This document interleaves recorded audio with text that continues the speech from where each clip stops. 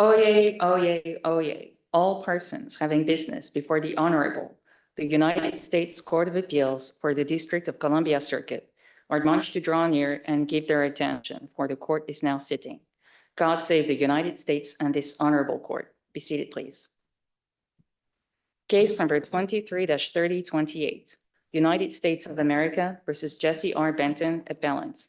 Mr. Harper for the appellant, Mr. Nguyen for the appellate. Mr. Harper, good morning. Morning, Your Honors. May it please the court. Nick Harper for Jesse Benton. Mr. Benton's campaign finance convictions in this case were tainted by multiple independent legal errors. The government obtained FECA convictions based on the erroneous legal theory that Mr. Benton intended to influence an election, a theory the government has now abandoned on appeal. The government also was permitted to use Mr. Benton's prior conviction as pure propensity evidence, based on a limiting instruction that the government has to rewrite to try to defend in this court. And the government secured Sarbanes-Oxley convictions based on election reporting conduct that the statute simply does not reach.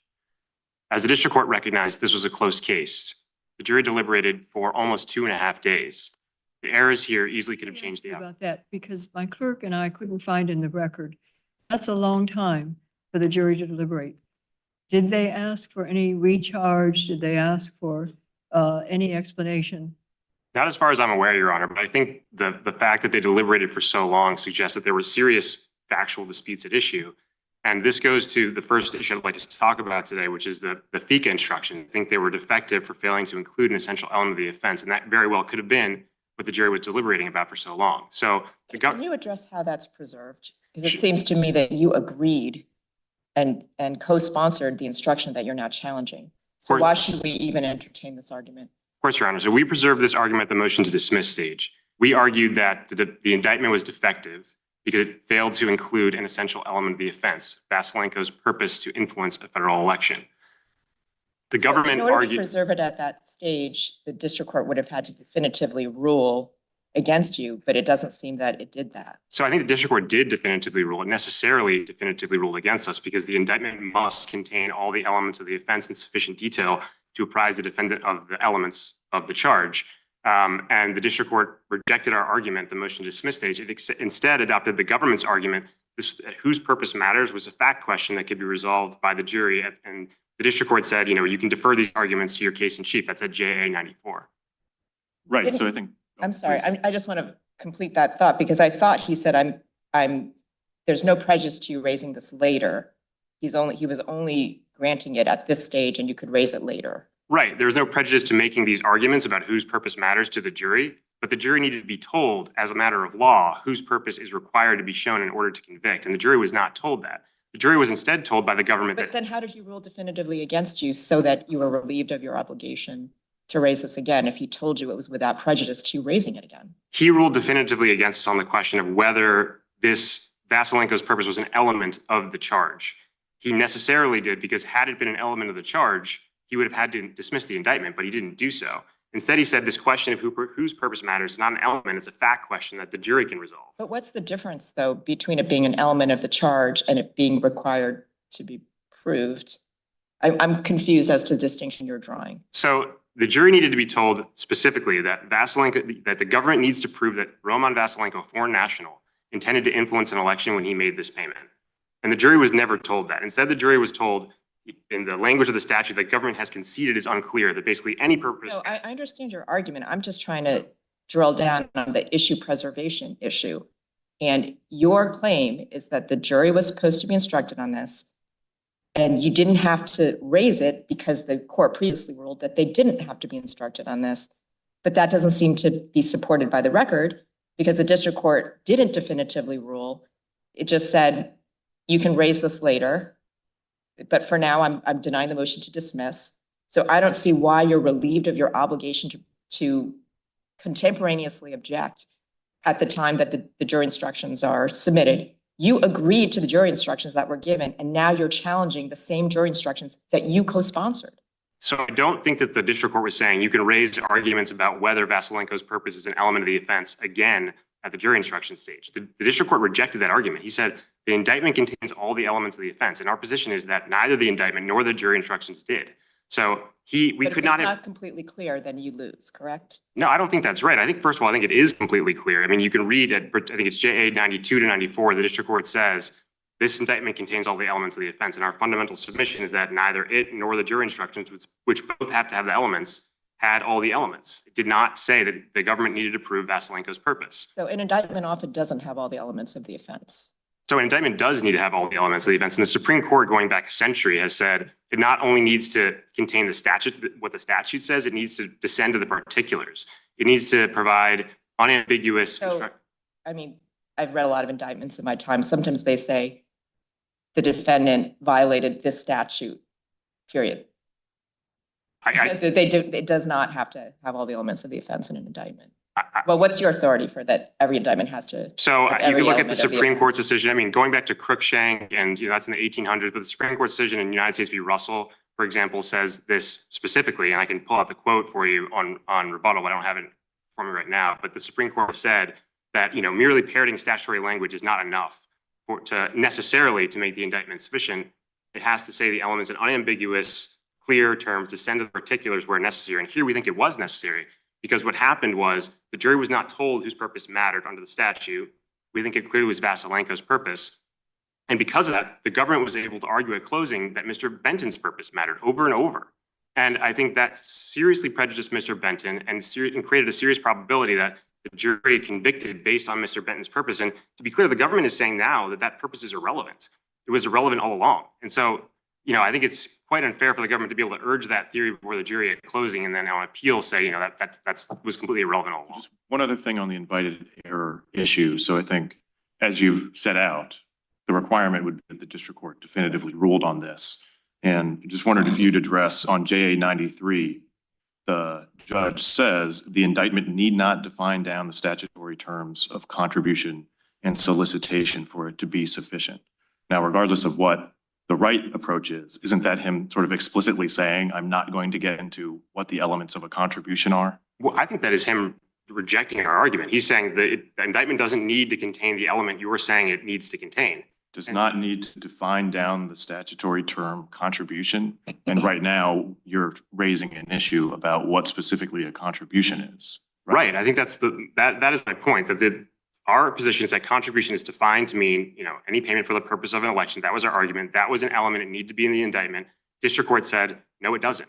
That's not an element that needs to be in the indictment. And so, a fortiori doesn't need to be in the jury instructions either. We didn't need to re-raise that argument at the jury instruction stage. In the, little bit of time that I have left, I would like to turn to the specific general argument that we made. I think that's an independent basis for vacating the section 1519 counts. And I do think that this is a paradigmatic case for the application of the specific general rule.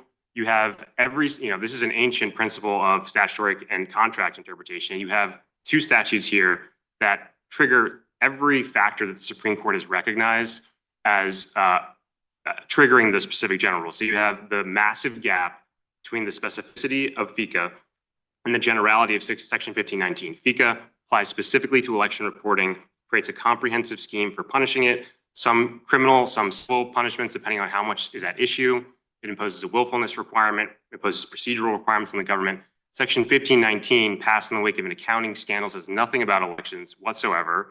It applies to a broad range of document falsification and destruction. So why isn't this argument governed by Batchelder? So the general rule is in criminal cases, you can charge any crime where the elements are met by the facts that are presented. So I think Batchelder doesn't speak to this at all, because Batchelder held as a constitutional matter, when statutes do overlap, the government has constitutional authority to prosecute under either statute. And we take no issue with that. What we're saying is that the threshold question is whether two statutes overlap. And that question, Batchelder did not address, had no opportunity to address, because the statutes in that case involved identical conduct, felons receiving firearms. No one briefed the specific general rule. The court had no opportunity to address it and did not address it. So we're arguing about the threshold question. Do the statutes overlap? And we think that is governed by the specific general rule. The government routinely charges overlapping statutes. Like, it's just done all the time. And generally it's permissible. I guess people cite Batchelder. So what you're proposing is extremely novel. So I think that is, we don't take issue that with the proposition that the government generally can prosecute overlapping statutes. But I think What we're saying is this is a very unique context when you have, in which you have a specific comprehensive regime designed to govern election-related misconduct, and then you have a sweeping, broad provision that is, was designed to, was enacted in the wake of an accounting scandal. We think in those situations where you have such a massive gap, and it's not only the gap between the specificity and generality of the statutes, it's that they completely overlap in this context. Every single criminal violation of FECA, a willful false report to the FEC. It's just that the government routinely does this. For example, there are all these gun offenses, carrying a pistol without a license, unauthorized possessing unregistered firearm. There are tons of charges that are often brought in conjunction with each other that very much overlap. And why can't they do that? They do it all the time. We think they can do that. We just don't think that these same factors are going to be present here. There's not going to be the same specificity and generality difference between the two statutes that are overlapping. And there's not going to be the complete overlap problem that you have when, every single criminal violation of FECA is. So let's go to the authority that you would rely on to say that the government can't do this. Because I understand that you're saying one is specific and one is more general, but why can't they do that? It seems to me that you've relied on some cases that deal with sentencing enhancements, which is very different from charging decisions. Because for a sentencing enhancement, you have a set of facts, you're deciding which enhancement should we apply. Whereas charging decisions are often aggregated, overlapping, numerous charges that overlap. So I don't think that the cases you cite that cite sentencing enhancements are supportive. And then you cite cases where there's sort of specific language in a statute that says you can charge one or not the other. So what is your authority for the idea that the government can't charge specific and general crimes in the same indictment? So we think that Busick and Simpson, which is the cases I think you were referring to as being about sentencing enhancements, apply beyond sentencing enhancements to overlapping criminal statutes. This is a cross-cutting canon of interpretation. We don't think it's limited sentencing enhancements. And in Busick and Simpson, the court said it has special application in the criminal context. A specific case. Why would the same application be relevant in both a sentencing enhancement versus a charging decision? Because as I mentioned, in sentencing, you have one set of facts, you're deciding which enhancement should we apply with one or the other, whereas in charging, it's often aggregated. So the reason the Supreme Court said that this canon of construction has such force in the criminal context is because of fair notice and lenity concerns. And I think those are even more, heightened when you're dealing with a substantive prohibition rather than a sentencing enhancement. And I do think there's also Second Circuit's decision in Laporta is directly on point here, where in that case, there was a statute that specifically prohibited the use of fire to destroy government property, and then a broader statute that had heightened mandatory minimums that prohibited the use of fire to commit any felony, including the destruction of government property. Second Circuit there held that because those statutes completely overlap and applying the broader statute would render the specific statute a practical nullity when the destruction of government property with fire is at issue, the government has to proceed under the narrower statute. I think this is exactly the same case. And I think this court read an opinion that is very narrow. One potentially material difference between Laporta and just cases more generally applying this canon like Radlax is that in Laporta, those were two provisions of the same statute enacted at the same time. Here we've got FECA in the early 1970s and 30 years later, a more general statute enacted. Or is there any case with that kind of gap in time and totally distinct statutory scheme that applies the specific versus general canon in the way you'd like us to? So I'm not aware of a specific case with that fact pattern, but I think it actually helps us because the Supreme Court has recognized that when you have a specific comprehensive regime that's been around and guided the public for many years, as FECA's did for 30 years for the enactment of Section 1519, courts should be reluctant to ascribe to Congress the intent to derogate from or interfere with that scheme through a later general enactment. So I think that actually enhances the application of the specific general rule here as compared to one where it's in the same statute. So I think in Simpson and Busick, right, the court pointed to evidence in the later enacted statute. It was legislative history, but that's what the court relied on, that explicitly said, if there's already a statute out there enhancing the penalty for a firearm involved offense, we're not intending to displace that. So that would be the equivalent of when Sections 1519 is passed, Congress saying, we don't want to displace a statute like FECA. And my understanding is there's nothing equivalent to that here. Is that right? There's no language like that here, but I don't think the Supreme Court's cases require that language. Certainly Busick and Simpson didn't say such language was required, and the Supreme Court in its specific general rule cases more broadly hasn't said that. I think here, because of all the factors I mentioned, this is a case where you can tell from the context and from the text of the statute that they were not meant to overlap. If the government can prosecute Section 1519 in every one of these cases and get 20 years max, it's going to do that in every case, and this case shows you why. But this is what, I think this is what the combination of the distance in time and the breadth of, and what is going on in Sarbanes-Oxley might be a problem for you, right? So what happens is, for specific reasons, Congress enacts a new broad statute with heightened penalties for all government false reporting crimes. And it just seems pretty logical that if that does happen to supersede FECA in this particular area, that Congress wouldn't have been bothered by that.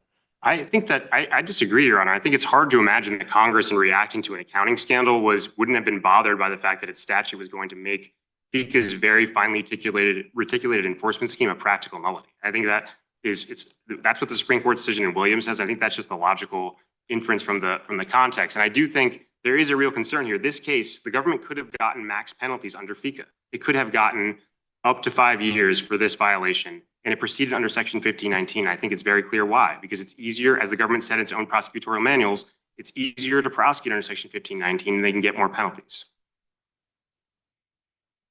I wanted to ask you about what I think is the strongest error, and unfortunately, I know you weren't the trial counsel.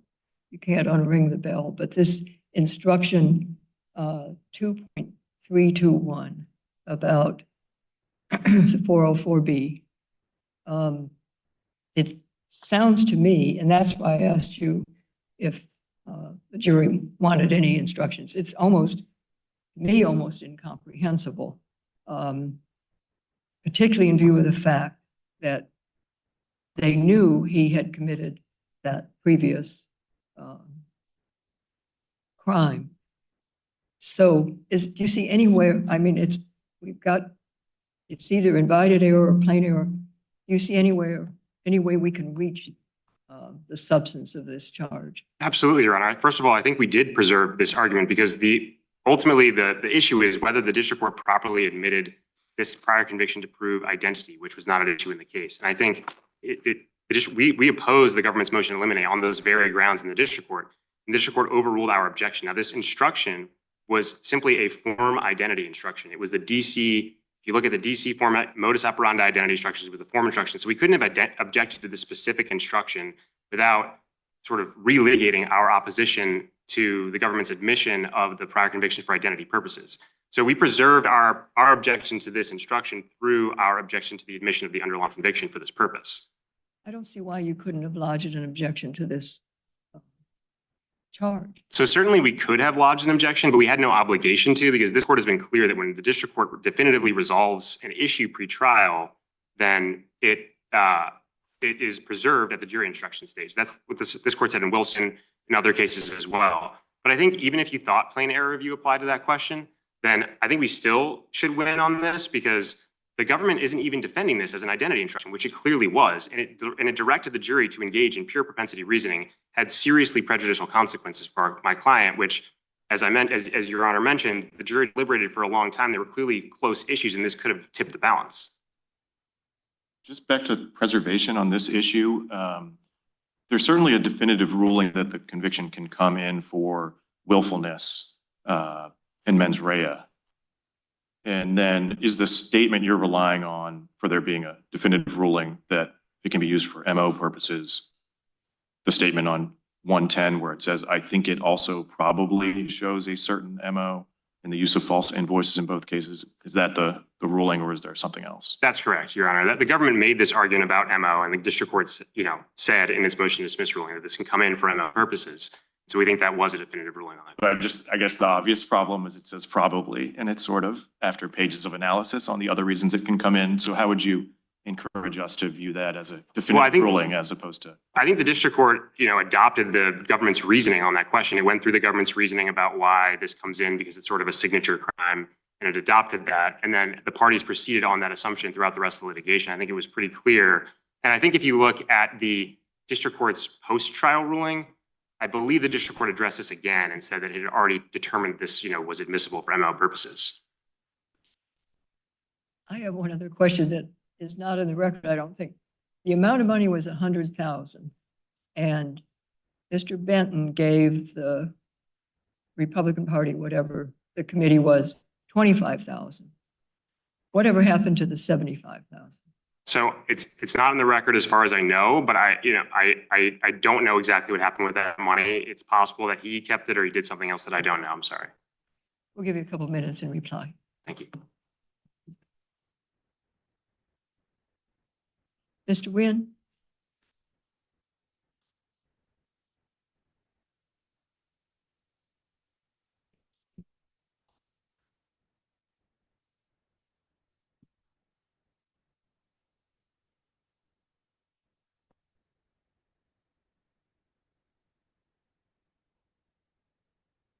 That's about good. Right. Morning. Good morning, Your Honors, and may it please the Court. Connor Nguyen for the United States. There's a good bit of ground to potentially cover in this appeal, so I currently intend to talk about the preservation issues that have been discussed so far, the FECA issues, the Rule 404B limiting instruction, and Section 1519. But if there's anything in particular that this Court would like me to talk about, I'm happy to take those questions as they come. So I think picking up on the themes of what we just heard, Mr. Benton in this case is proposing a number of novel arguments about when particular arguments are preserved below, and also about prosecutorial discretion. He pushes the boundaries on both fronts. They're novel and they're wrong. I'll start with the FECA contribution issues. Now, Mr. Benton did not preserve his objection to the FECA contribution jury instructions in this case, which he himself proposed. Indeed, his claim is waived on that front. If you take his preservation argument to its fullest extent, then anytime the district court denies a motion to dismiss based on a legal ruling, then the defendant would be relieved of any obligation to ever object to the wording or precise language used in a jury instruction when it comes time to instruct the jury on the contours of the law. That has never been the law. In fact, Federal Rule of Criminal Procedure 30 exists specifically to inform the parties that they have an obligation to object to jury instructions when it comes time for the charging conference. But even if in some circumstances a district court's pretrial ruling could definitively resolve the issue and relieve a defendant of his objection to rule, that would not be this case here. As the court's already discussed with Mr. Benton's counsel, the district court specifically said that it was denying his arguments without prejudice to his ability to re-raise them during his case in chief. Mr. Benton never did so. Instead, he joined the government in proposing the jury instructions that governed the FECA counts in this case, and then over the government's objections, secured a defense theory of the case instruction that allowed him to make all of the arguments that he wanted to make before this jury. In fact, Mr. Benton's counsel acknowledged as much in his closing argument, specifically at docket number 90. In docket number 94, you can see that Mr. Benton's counsel views himself to have received all the instructions he could possibly want at this point. The claim is waived. At the very least, it's on plain air. Whatever else might be said about the merits of Mr. Benton's novel and innovative readings of FECA and the contribution definition, there's no plain, clear, and obvious error in the statutory interpretation that was adopted here and that eventually formed the basis for these jury instructions. That claim fails. If the court has any specific questions about the merits of the FECA contribution issue, I'm happy to talk about them, but otherwise think it makes sense to move next to Section 1519. Okay, then in that case, moving to Section 1519. On this front, Mr. Benton seeks to upend traditional principles of prosecutorial discretion. He would have this court announce a novel ruling that the government cannot charge amongst overlapping statutes any time that it appears that multiple statutes could apply. Now, granted, in this case, FECA is a complex statute, and its false reporting crime does focus specifically on false material statements made in the context of campaign finance. But the fact that there is a comprehensive statute of that kind has never been a ground for displacing the government's ability to bring charges under other applicable. I think his argument is that the unique thing happening here is that they're not just overlapping, but that your reading of 1519 renders FECA's provisions entirely superfluous. The government's never going to choose to charge under FECA. Is that And that's essentially the government's announced position, right? Your Honor, I don't think that that is in fact correct. And let me give a couple of reasons for why that is, and then also a couple of examples of cases where the government has in fact pursued false reporting charges as opposed to charges under 1519 since that section's enacted. So first, as to the principles, I think what's important to remember here is that the FECA false reporting crime statute contains different mens rea requirements than does a section 1519 charge. Specifically, to prove that a defendant created a false statement under FECA, the defendant is going to have to knowingly and willfully have created that false statement and had it submitted to the FEC. That is different than section 1519, in which a defendant must act knowingly, but also have a specific obstructive intent. And that mens rea that's present in 1519 is not present in FECA. So in this case, for example, what did you use additional evidence to show there was a specific intent to obstruct FEC operations than simply showing he created a false record and submitted it? Your Honor, I do think that sort of evidence is in the record. Specifically, you can look at page JA, I'm find the exact citation for you, but you can look at page JA 323. I believe it's 323. It's an email where Mr. Benton's co-conspirator and Mr. Vasilenko's translator are communicating about the size of the donation to be made by Mr. Benton. And excuse me, Your Honor, it's JA 319, not 323. JA 319. And in that email, Mr. Vasilenko's translator informs Mr. Weed that Mr. Vasilenko is ready and happy to make his donation. In response, Mr. Benton's co-conspirator, Douglas Weed, then responds that we're going to have to handle this quote unquote correctly. And that is because both Mr. Weed and Mr. Benton are familiar with the intricacies of FECA and campaign finance law.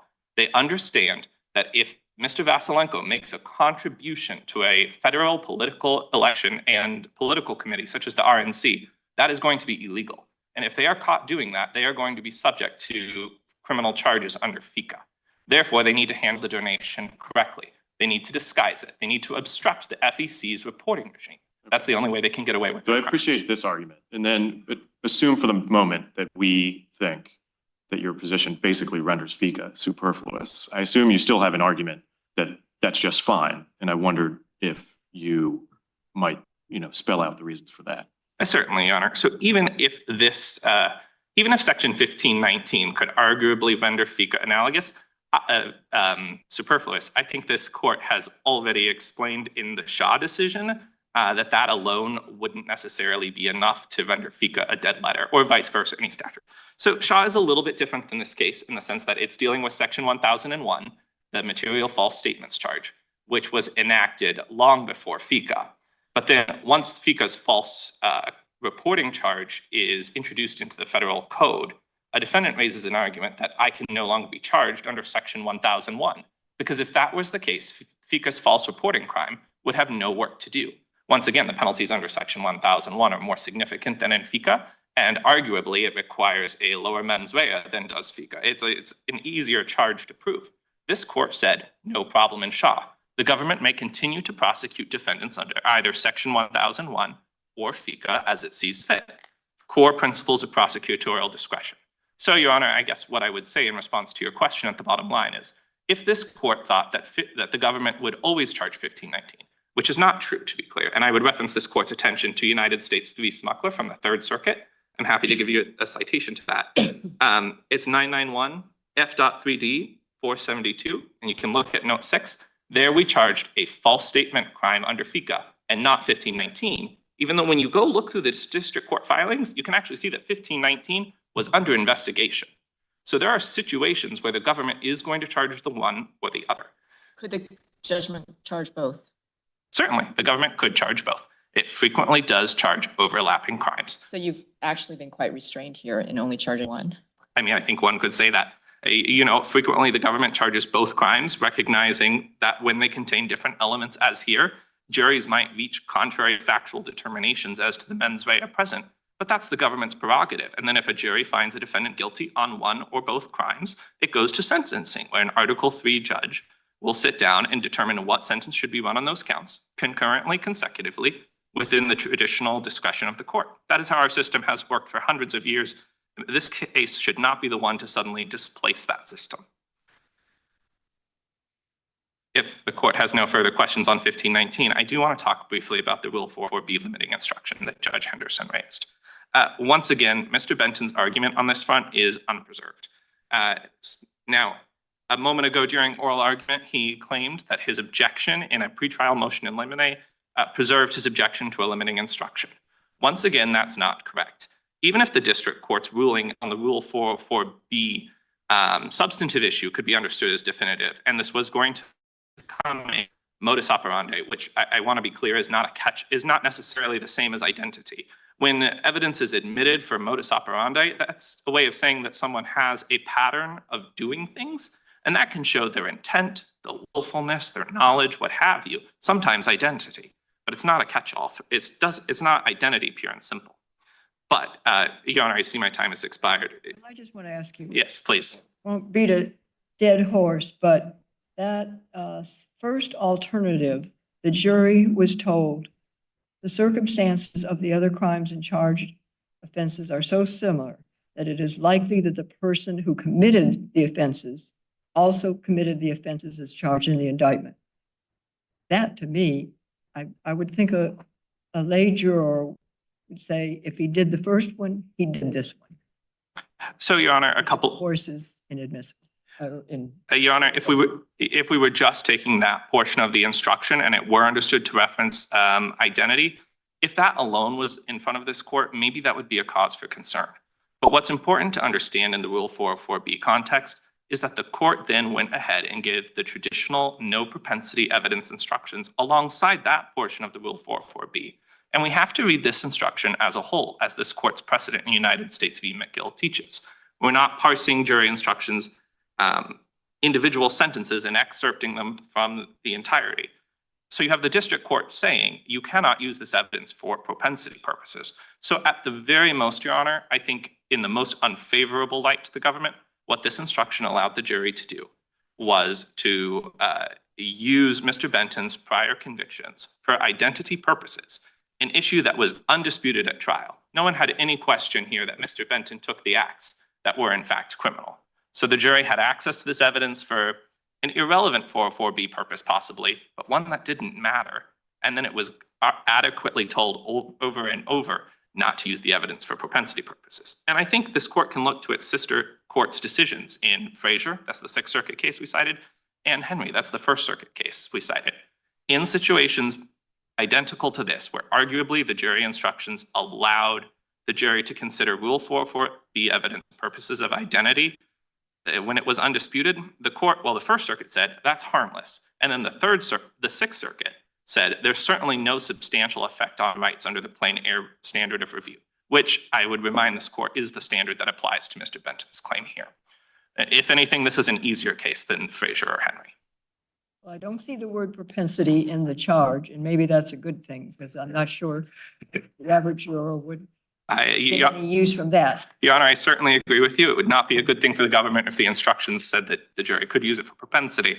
I think what I would specifically reference this court to are the portions of that jury instruction on page JA, right, it's on JA 386 to 387. And among other things in this instruction, the court specifically tells the jury, you may not use this evidence for any other purpose. Mr. Benton is only on trial for the crimes charged. Mr. Benton is not charged in this case with any offense relating to the offenses detailed in Government's Exhibit 30, which is the stipulation that contained his prior convictions. And you may not use this evidence to conclude that he has a bad character or that Mr. Benton has a criminal personality. The jury is being told all of this on JA 387. And so however else they might have understood the potentially troublesome language in this Rule 404b instruction, they did not understand the district court to have authorized the use of propensity evidence, pure and simple. Any error on this front is harmless and certainly did not affect Mr. Benton's substantial rights under plain air review. Do you know whether the record shows that the jury asked for any recharge or any? No, Your Honor. Instructions. Okay. No, the jury was instructed. The parties gave closing arguments. They then did spend 2 days deliberating, but I don't think that's particularly surprising in this case. Because even if the facts of this case aren't particularly complicated, the law is extremely complicated. FECA and 1519, there were pardoned convictions at issue here. That's a lot for the jury to sit and think about. So even if they, and if anything, I think it reflects that they were very faithfully going through these instructions and doing their best to charge Mr. Benton, to find Mr. Benton guilty based on the instructions that the district court carefully gave. Thank you. Thank you. Mr. Harper, why don't you take 2 minutes? Thank you, Your Honor. Just a couple of points in rebuttal. I think it's pretty telling that the government is really not defending the theory upon which it obtained a conviction below before the jury, that Mr. Benton intended to influence an election. It's not really defending the identity instruction that Your Honors were just talking about. It's resting its entire case on plain error review. And I think the errors here were plain, and certainly in combination, they were highly prejudicial to Mr. Benton. Now, specifically on the FECA preservation point,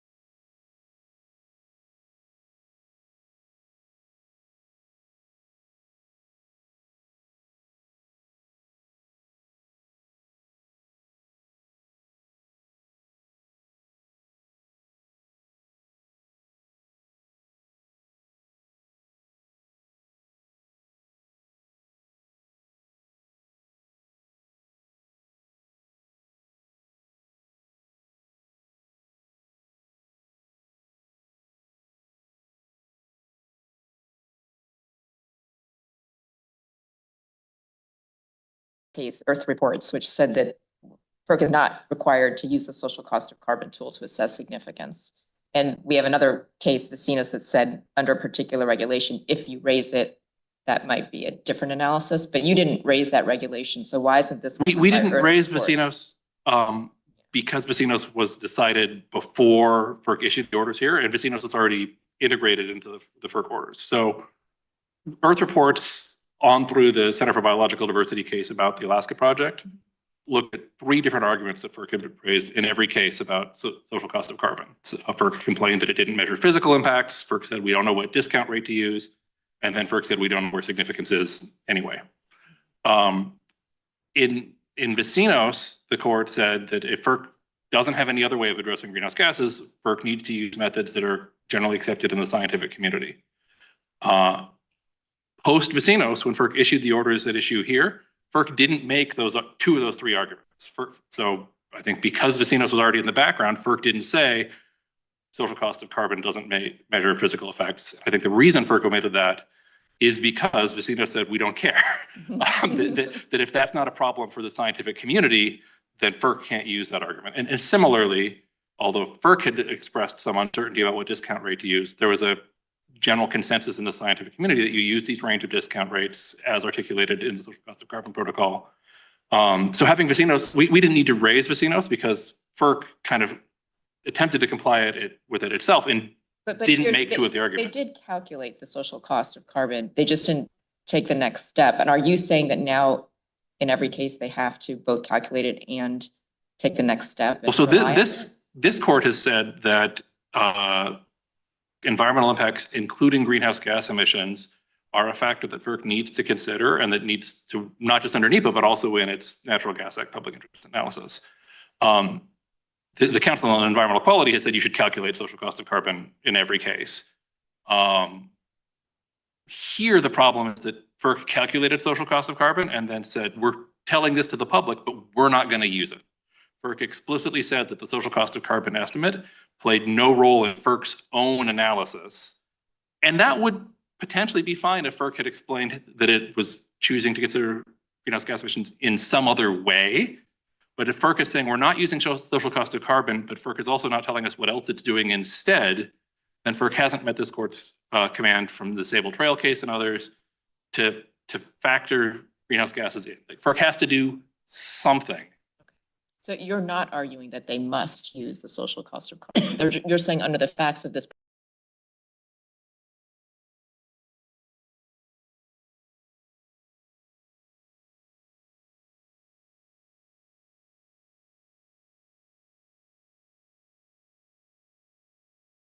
They just do it through tons rather than needing to monetize impacts. Monetizing the impacts can help inform the public. And we have pointed to social cost of carbon to say if FERC actually doesn't know whether 3.6 million tons per year is something that you should worry about, the social cost of carbon can let you know that that's enough to, you ought to take it seriously. But once FERC starts taking it seriously, then they don't necessarily need to do a cost benefit analysis of social cost of carbon. They just can't refuse to do anything at all. So I mentioned that this case is distinct from the Center for Biological Diversity case and prior cases because FERC isn't making 2 out of the 3 arguments that it made in those prior cases. And because of Vecinos, we'd argue that FERC couldn't have made those arguments even if it had wanted to. So all the FERC has left is its concern that there is no general threshold for the significant when monetized impacts become significant. No court has held that that concern standing alone is enough to justify refusal to use social cost of carbon. And this court should not make that holding. FERC hasn't explained why the policy judgment involved in deciding whether or not a certain level of impact is significant is any different or more difficult than the policy judgments FERC makes all the time for other impacts. For example, here, FERC concluded that the visual impact of the terminal would be significant, that the height of the structure, the amount of light at night, the scenery of the surrounding area. FERC said all of those issues made that visual impacts and impacts on scenery were significant. And FERC didn't have a general, cross-agency standard for how bright a light has to be before an impact is significant or something. FERC just made its own policy judgment. And that's also not something that's central to FERC's own expertise or something. FERC is not an agency specifically tasked with thinking about scenery.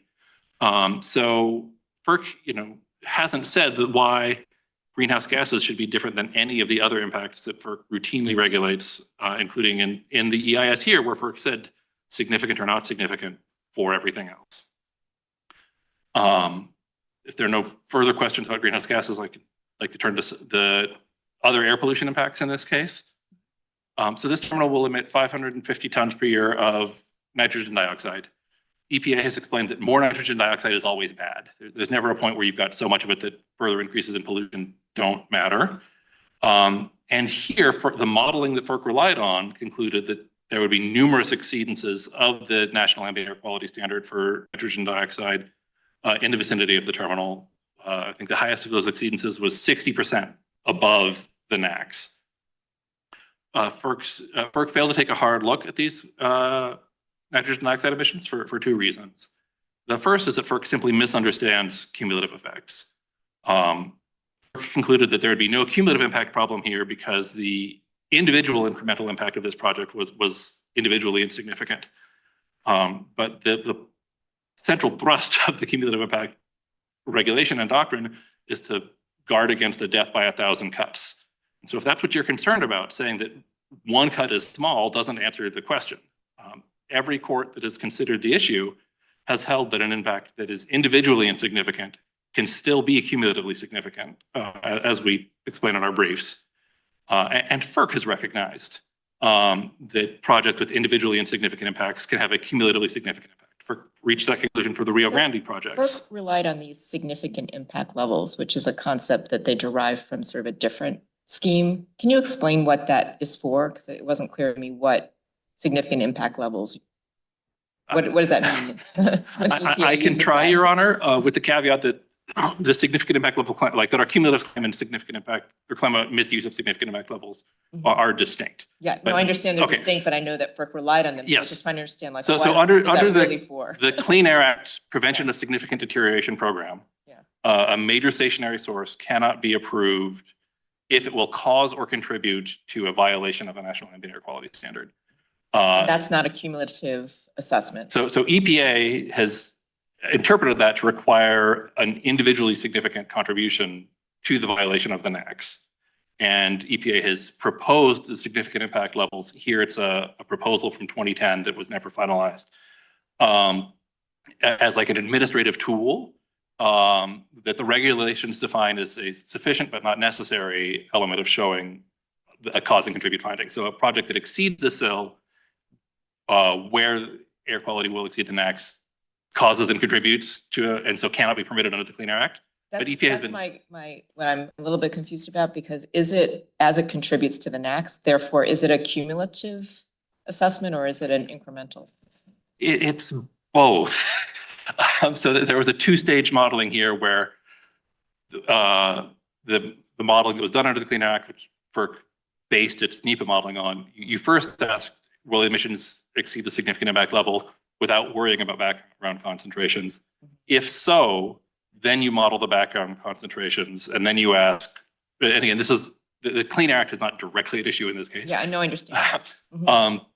You would then ask whether or not the background concentration plus the contribution, or whether this project's contribution on the days when you're going to have a cumulative exceedance of the national air quality standard, the incremental contribution exceeded the significant impact level. So if background is 188, Yeah. did this project is increasing that, was it going to increase it by more than 7.5 is the proposed significant impact level for nitrogen dioxide. So it's still incremental. It's still incremental, right? And so under the Clean Air Act, even if you have horrific air quality, you don't necessarily have a cause and contribute finding if the incremental contribution isn't that big. You might, I mean, EPA, one of our claims here is that FERC borrowed EPA's significant impact level proposal without recognizing EPA's own caveats about that, where EPA has said, even under the Clean Air Act Prevention of Significant Deterioration Program, you might have a cause and contribute finding for emissions that are under the significant impact level that you need to do a case-specific analysis. But as a screening tool, it's is the cumulative impact going to exceed the standard? And if so, is this project's contribution above the? So I want to make sure I understand what you think, what legal requirement was violated here. Is your position essentially that Clean Air Act aside, NEPA imposes a requirement that if the cumulative level is significant, the agency needs to just apply the label significant and then explain, as it usually would explain, why that doesn't warrant, stopping the project. But that the problem here was not saying the total level, the cumulative impact is significant. Yeah, that's certainly the heart of it, Your Honor. And it's not just whether the cumulatively significant problem of the pollution that everyone agrees is unhealthy would warrant denying the project. FERC also does a more robust investigation of mitigation for significant impacts. That's also in 18 CFR 380.7, where FERC says, for every impact you identify as significant, you have to discuss mitigation of that impact.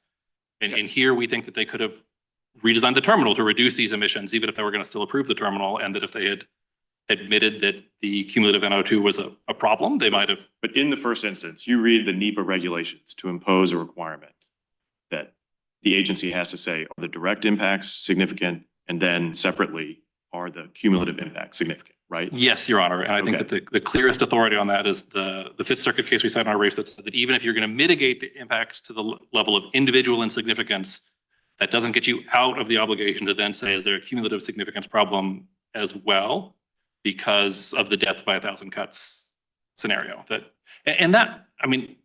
One of the problems here is FERC didn't explain why the air pollution is so bad. It doesn't. It hasn't addressed, are the modeled exceedances due to some other single facility that could be taken care of, or is this actually occurring because of the death of 1,000 cuts? FERC itself has approved 8 other projects in the area that FERC identifies as all contributing to the cumulative air pollution problem. FERC says, well, the Commonwealth emissions are not significant because they're only increasing by 1.5% of the NAAQS and the SIL is 4%. But then the neighboring CB2 project is going to have a maximum contribution that's about half the significant impact level. And then there are 6 other projects as well. So it could be that the reason we're in this situation is because of agencies continuing to approve projects like this one that have small cumulative contributions to the unhealthy air. I see that I'm out of time. I don't know if there are other questions about significant impact level or the alternatives or other claims. We'll give you a couple of minutes to reply. Thank you, Your Honor. Chu?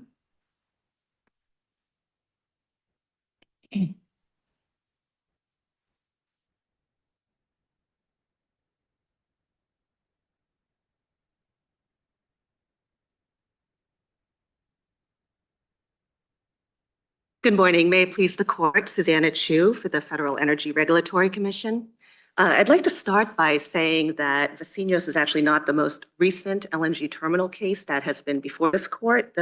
It's the Center for Biological Diversity, which involved the Commission's approval of the Alaska LNG terminal under Natural Gas Act Section 3. And that case is directly relevant here because, like this case, it's a purely Section 3 terminal case. There's no Section 7 pipeline involved. So the standard here is that the Commission must approve the terminal proposal unless it makes a finding that the terminal is actually inconsistent with the public interest. So it's a different standard than under Section 7, and that is the overarching standard that the Commission is working under here. So on the greenhouse gas emissions, it seems that the levels of this project are 36 times the greenhouse gas levels that FERC has proposed as significant. And you held in Northern Gas that if under anything we would choose, the project would pass, you can make a significance finding. So why isn't this project significant under any proposal that you might adopt as a significance level? Right, so Your Honor, let me try to explain that. Those 2 proposed thresholds are, well, there's one proposed threshold that my friends on the other side have been advancing, the 100,000 threshold. And then also there's the Northern Natural Gas case, which you mentioned. So the commission has explained that that 100,000 threshold was an interim number that it had considered using, but it actually has been withdrawn in a proceeding that remains open to public comment. And the commission continues to grapple with this issue of how to assess the But even if potential you're- significance. Even if you're not applying that particular number, is there any chance that the commission's going to choose a level that's 36 times that number? I don't know, Your Honor, because there are different ways, but there potentially could be different ways to make an assessment. And a strict number about the output of the emissions might not be that way. So, for example, there's the social cost of carbon method, which is another possibility that has been advanced. But the commission has explained that If we could just stick with these levels, this project is estimated to contribute to 1.7% of Louisiana's and 0.06% of the US's total greenhouse gas emissions. I mean, that seems, you don't think that's significant? Is there some level where it would be significant? For example, if it increased Louisiana's greenhouse gas emissions by 20%, would you be able to say it's significant even if you haven't yet picked a number or a threshold parameter? so no, Your Honor, I think it's I'm not. sorry, your answer is no? Like if it increased Louisiana's greenhouse gases by 20%, you would not say that's significant? I'm sorry. My answer is not no. My answer is that I don't know the answer. I don't know the answer because the commission is continuing to grapple with this issue. That's Because- astounding. So what if it increased Louisiana by 50% greenhouse gas emissions? You would still say you don't know if that's significant because you're still grappling with the issue? I mean, I cannot speak for the agency as to whether or not that would be considered a significant impact. But I mean, I think we What have if it doubled it? What if it increased it by 100%? You No. still don't know if that's significant? I can't say as I stand here before you because the commission has not reached that issue. The issue with global climate change, as the commission explained in the environmental statement, is that there are incremental impacts, and you can't attribute physical global climate change impacts such as sea level rise or other specific impacts to a particular project. At least the commission has not yet been able to identify a methodology that would allow it to do so. Now, the northern natural gas is I guess different. the bottom line is there's no level at which you would concede that it's significant until the commission has developed whatever parameter it decides it's going to use. I think it's right, Your Honor, that I cannot make that I'm judgment not call. asking you personally. Right, but Asking about the commission, who right, you but, represent. right, but the commission has not yet it has not yet found itself able to identify a methodology that would allow it to make this determination. understand So that, it is still working on it. But the implication of that is you're saying no matter what the level is, you're never going to say it's significant until the commission decides what this parameter is going to be. Yes, the commission is Okay. working on these, it's working on determining if there are parameters that it can apply. And the thing, I think it's important to remember that in this case, the commission actually has provided even more information than it has ever produced before regarding greenhouse gas emissions. If we go back to what the court has required of it in Sable Trail and in going through up to Earth Reports and Center for Biological Diversity, the commission here, it not only quantified the actual emissions from the terminal, so we have that information, it did the comparison to the national and to the state level emissions, and it also conducted the calculations under the social cost of carbon, although it recognized that that methodology has significant limitations because, of course, it was developed in the context of cost-benefit analyses for agency rulemakings. So can you point to anything in the order that shows any of that information played a role in the commission's actual decision on this project, or mitigation measures, consideration of alternatives, or anything? Right, yeah. So I think it's the discussion is in the orders at paragraph 75 of the authorization order and at paragraph 40 of the rehearing order. And it's in the environmental statement, the discussion of global climate change impacts. It's around Joint Appendix, page 380. Excuse me, really around the JA 378. That's where the discussion begins. So the commission is discussing the significant problem of global climate change, but it has not yet been able to find that it can draw a line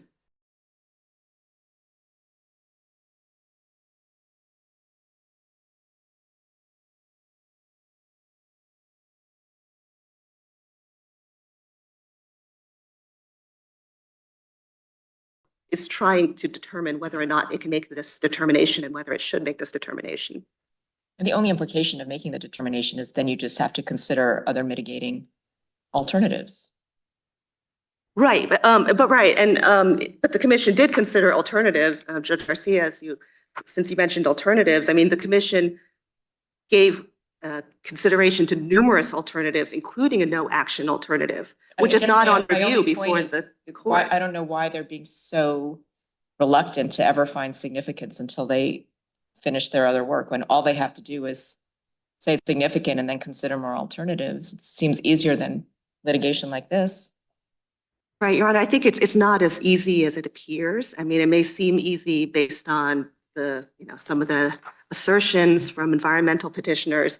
It's not easy. I mean, it's been something that the agency has been grappling with. I mean, this is a bipartisan independent commission. And we see from the different, the evolution of the cases, the commission is moving towards more and more information in the environmental analysis. That's not what I meant was easy. I think that the result of finding something significant, isn't it just that you then have to consider other mitigating alternatives for this significant factor? And you've already considered a bunch of alternatives. It seems easier to make the finding of significance and consider the alternatives than to be so reluctant to ever make this finding and then have to go through this litigation. I see your point, Your Honor, but I think the commission is really doing its utmost to meet all of its obligations. And I think the commission considered here that it has produced all of the information it has ever been required to produce by the court, and then some. And it is still grappling with this issue of, whether it should or should not make this finding.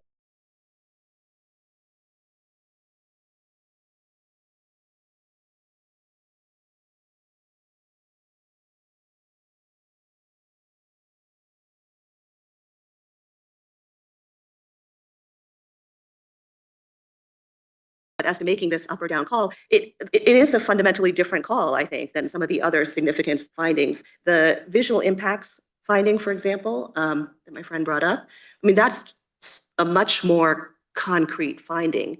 And if you look at the discussion in the authorization order, the commission there was looking at visual renderings of the terminal from different vantage points. Counsel, can I ask you to address another issue? Yeah, it's the cumulative impacts issue.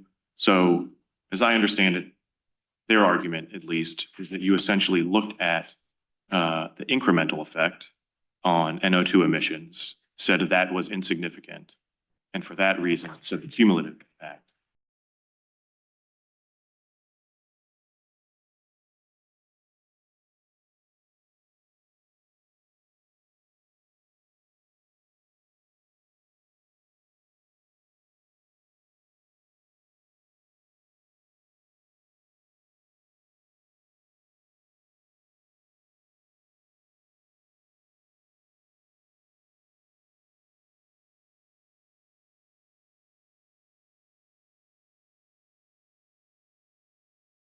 And so there, the commission is looking at all of the emissions from all of the background sources. It's getting this information from the state of Louisiana. And the commission actually, in addition, reviewed emissions from the ships related to the LNG So I terminal. appreciate that they did a thorough analysis of what the cumulative levels were. But I Right. guess it seems like there's at least a substantial argument that what NEPA does is it says you have to look at the total level of emissions of this particular pollutant. And if it is at a level that is significant, and this project contributes to it even a little bit, the cumulative level is significant. The total level is significant. Isn't that, so essentially you're way above the next, and this project is bumping it up just a little bit.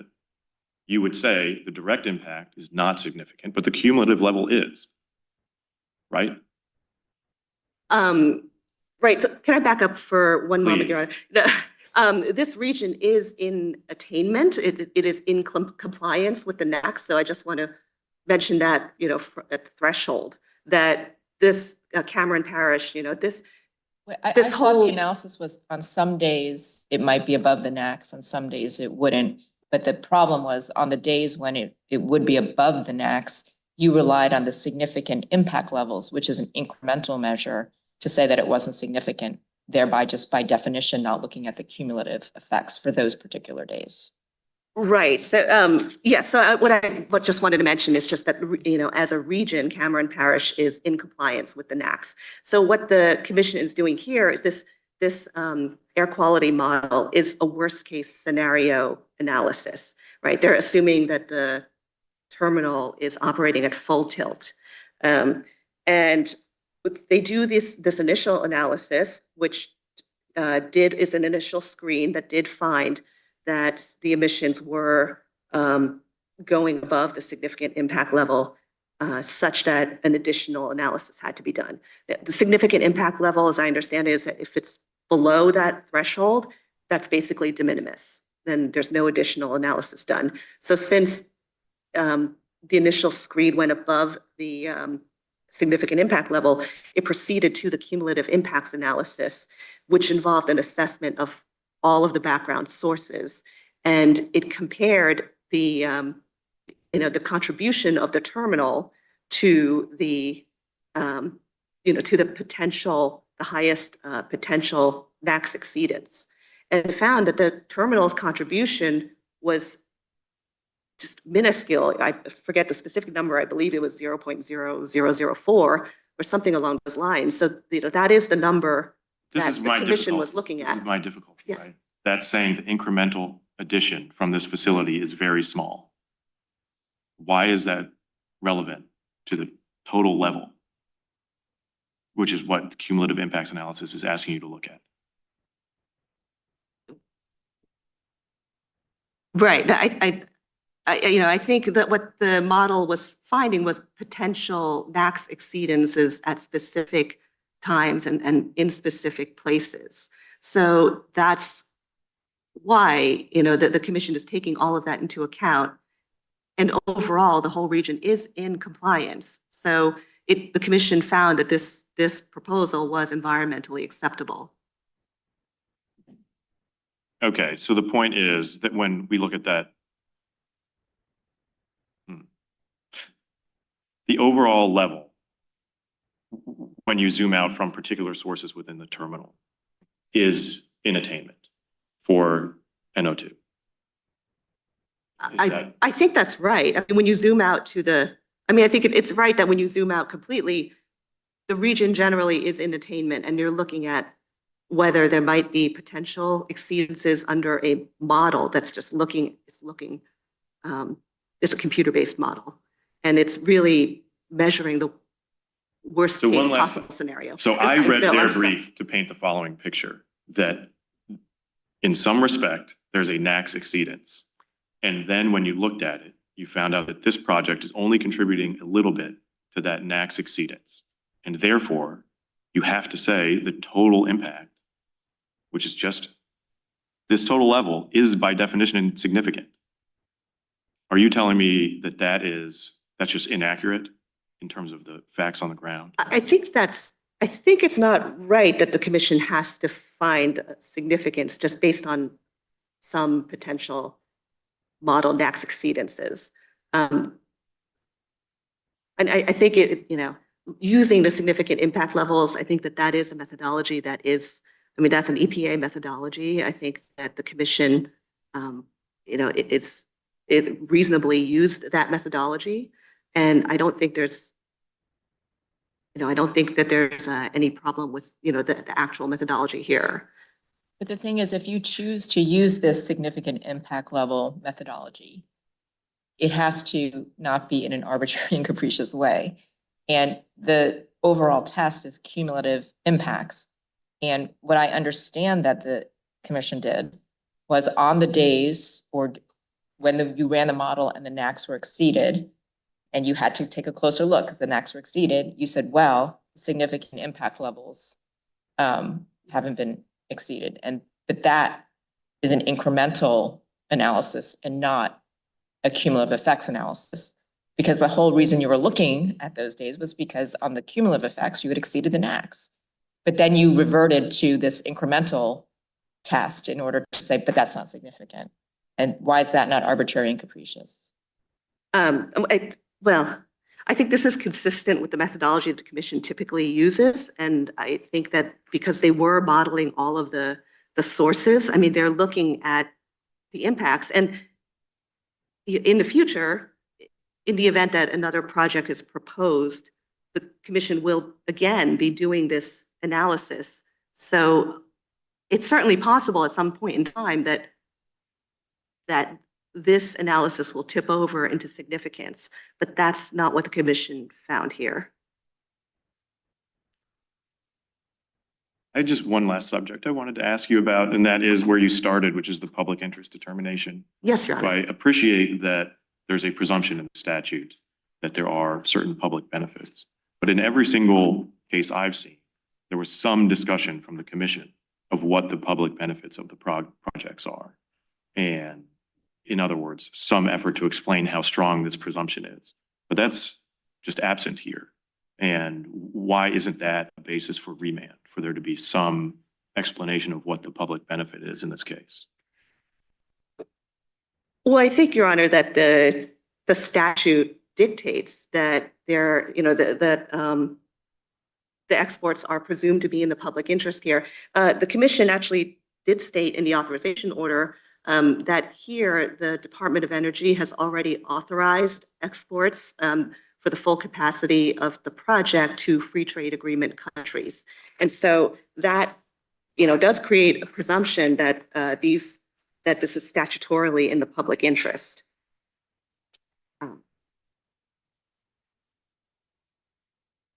Yeah, I think that same paragraph that you're referring to goes on to say, we are not going to do any independent consideration of the benefits. I'm not sure if the commission said exactly those words, but, I don't believe it was necessary in this case because of the statutory presumption, and the commission did all of the environmental analysis here. And I think it's kind of baked into the discussion in the environmental analysis, that this enables exports of natural gas to free trade agreement countries. The commission found it had sufficient information to proceed. This action was environmentally acceptable. It had limited adverse environmental impacts. So I think the commission felt it was on firm ground in approving because it's required to do so. So, maybe there's more discussion in other cases, but I don't think it was required here.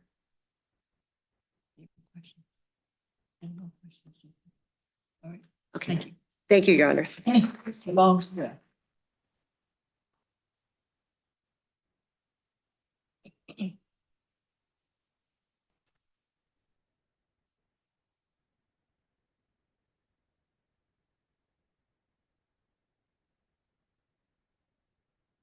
Thank you, Your Honors. John Logstreth for the project developers here. I wanted to start going back to the cumulative impacts analysis and all that discussion, because I think it is confusing a little bit in terms of exactly what argument they're presenting.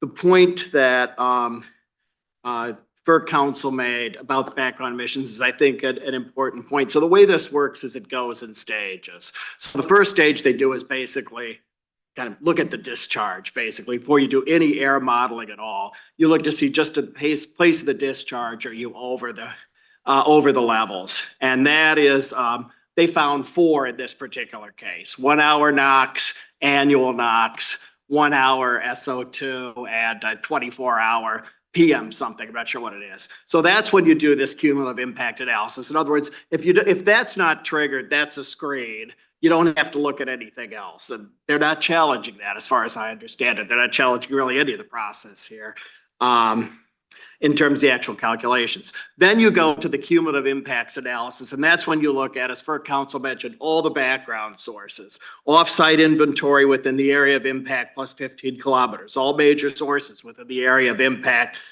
from 20 kilometers. You're looking at all the sources in the area. When they did that analysis, 3 of them fell away. The only thing that was left was 1 hour nitrogen dioxide. That was the only thing left in the case. So that was the thing that they looked at with respect to the significant impact analysis. They said, okay, we already know, and this gets to the cumulative impact analysis, we already know when you look at all these other sources, you know, the 6 other projects that he mentioned and all that. We know when you're looking at this that you're going to be over for the NACs for that one specific pollutant here. So now we're going to look to see, because again, NEPA is not a statute that requires a solution. It doesn't say, because we're over the NACs, you can't have this project. We're just looking at what this tells us. So we're looking again, and that's when we use the significant impact level. We say, okay, we're over the NACs. How much does this project matter? Because that's what they have in front of them, approving this project.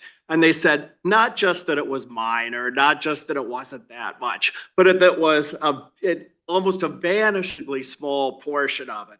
I think even counting the mobile sources, I think for council mentioned 0.0055, you know, a 0.0018% or something. And so at some point, I think you're allowed to say, when you do that analysis, looking at all of it, with all the background in there, this is so small that we are not going to require, based on this very small analysis, we're not going to require to go out, to go further on that analysis. But then the question is now, How is that consistent with cumulative? How is that consistent with the directive that you look at cumulative effect?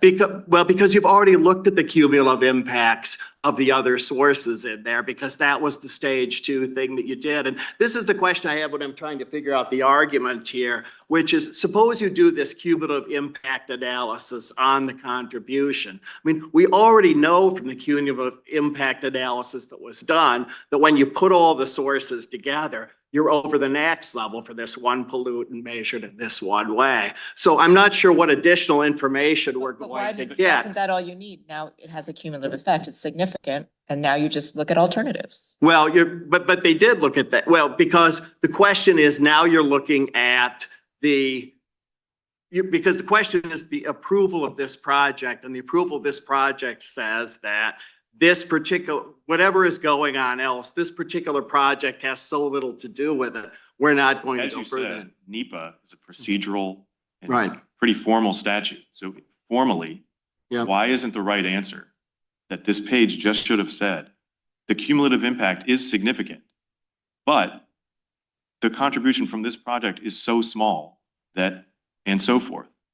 Well, You can't, it just I literally think, doesn't compute in my well, head I don't know. I that think it's they, not a I significant think they level. did sort of say that, because they wouldn't have got, I mean, I think, well, I don't know if they said it specifically, but it's inherent in the process, because you don't get to the SIL unless you find that looking at all these background sources, you've got an NACs exceedance.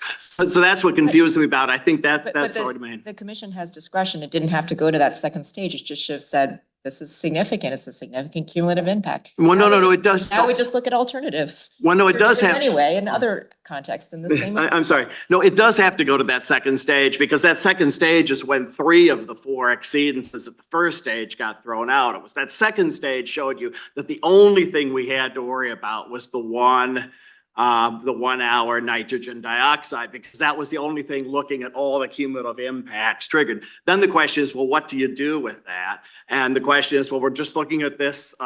We're looking at this one thing. We're looking to see how significant is the contribution from that. And it's so small that for our informational purposes, we don't think we need to go further. That was than a third step. So maybe you didn't need that third step. Because once you figured out the nitrogen dioxide was higher. But I think that gets to the question, and I think Judge Pan, you were looking at that with respect to, there's a little bit of a talismanic view here on significance. I mean, you look at significance, initially, but there's really no authority, legal authority, for example, for saying that greenhouse gas emissions have to be determined to be significant. I think Judge Garcia, you asked that question. You mentioned a Fifth Circuit mitigation case or something like that, which is kind of a second order.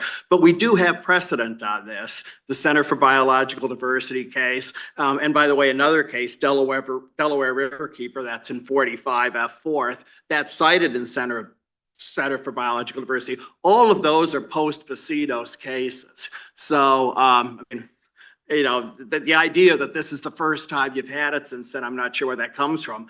But then also, Judge Pan, you mentioned the waiver issue here. If you're going to be distinguishing this case from Center for Biology Diversity or Delaware Riverkeeper, two unpublished decisions for at least the fifth or the sixth bite at the apple here. The question is, well, how are you going to distinguish those? In Vecinos, they distinguished it because there was a regulation that the court held needed to be considered. As you pointed out, that regulation was not raised in this case. It's not even mentioned in their briefs. So you ask petitioner's counsel about that. He said, well, we didn't have to because we were after Vecinos, and the suggestion was that somehow FERC had changed its whole analysis with respect to Vecinos, more or less accepting the decision. Vecinos was a remand decision. We're involved in that case. The commission explained that's going to be one of the next cases you have. But the commission explained in that case, they didn't concede that they were all wrong because of this regulation. They explained very carefully why, given the regulation, they still could not make this significance finding. So all of this is a way of saying, I'm of course not asking you to anticipate this case. What I'm saying is the argument that they didn't waive reliance on this regulation because somehow they were post-Vecinos and FERC had accepted their argument is absolutely not true. They have no way to distinguish this case from Center for Biological Diversity, from Delaware Riverkeeper, from the 5 or 6 cases where they've made this argument and it's been rejected. Final thing they said, and this was also about the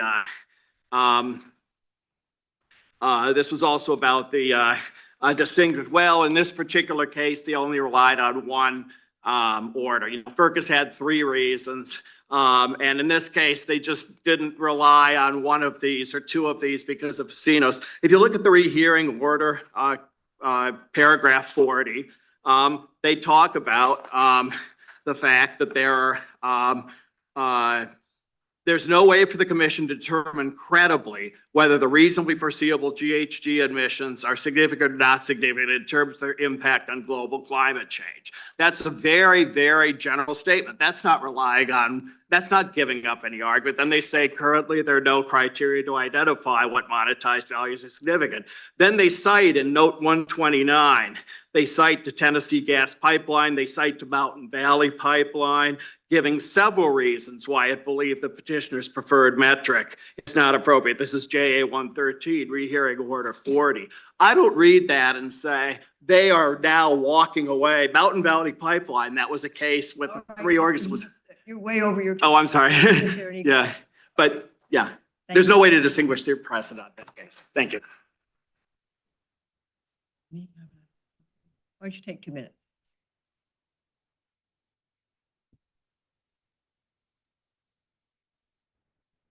Okay. Thank you, Your Honor. So this case is distinct from Center for Biological Diversity, the Delaware Riverkeeper case, and others for the reasons we stated. That FERC did not make 2 of the arguments about social cost of carbon from those cases. FERC does not complain that the social cost of carbon doesn't measure physical effects. FERC does not express concern about the choice of discount rate. It's true that those DC Circuit decisions were decided after Vecinos, but the FERC orders at issue in those decisions preceded Vecinos, which is why Vecinos isn't reflected in the records there, but Vecinos did change the reasoning FERC used in its issue here. Second, counsel for FERC stated that FERC is still working on how to figure out significance of greenhouse gas emissions. I don't believe that that's correct. In the authorization order at issue here, FERC said, we aren't making a significance determination because we have this ongoing proceeding about how we're going to do this. In the rehearing order, FERC acknowledged that they were no longer, that draft had been rescinded. I don't believe FERC is still doing any work on the greenhouse gas policy. And FERC didn't say we're figuring it out. FERC said it is impossible to do it. That's why we're not going to do it here. So I don't know that there is some better analysis from FERC that is going to be coming in another case.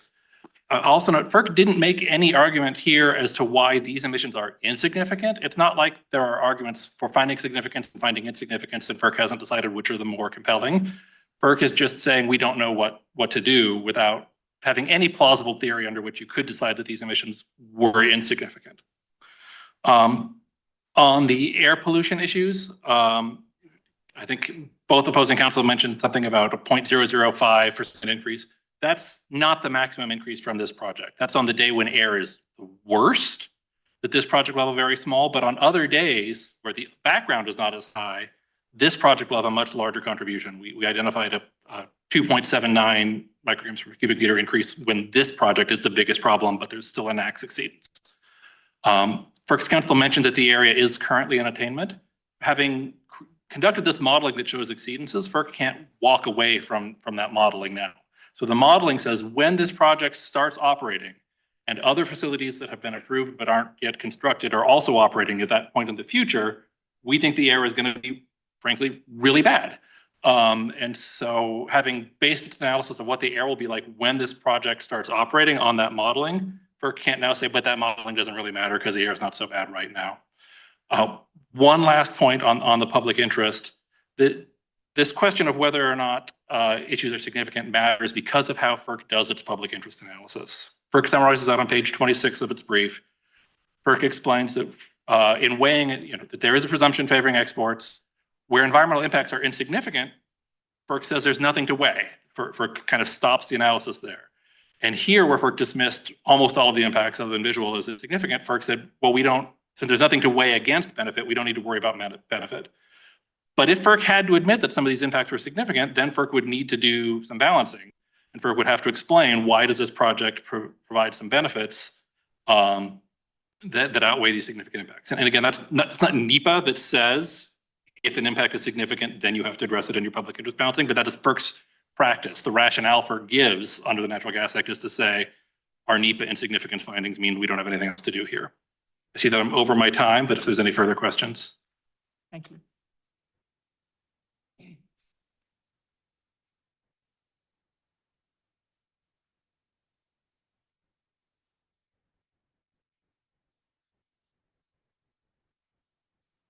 Case number 22-5319.